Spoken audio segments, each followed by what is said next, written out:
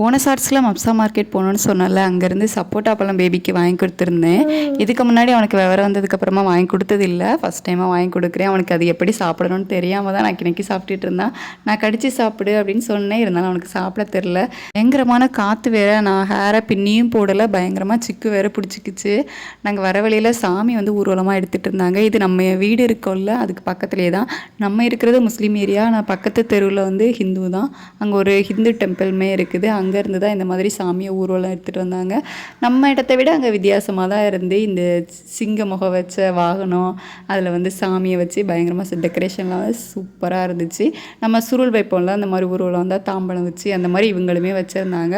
அதில் ஃப்ரூட்ஸ் எல்லாம் வச்சுட்டு ஆராத்தி எல்லாமே வந்து அவங்களே காட்டிப்பாங்க. நம்ம ஊரில் அதுக்குன்னு தனியாக பூஜாரி இருப்பாங்க, இங்கே அப்படிலாம் இல்லை.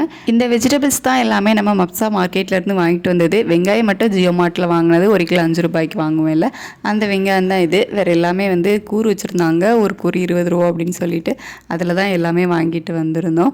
வெஜிடபிள்ஸ் எல்லாமே ரொம்ப ஃப்ரெஷ்ஷாகவே நல்லா தான் இருந்துச்சு.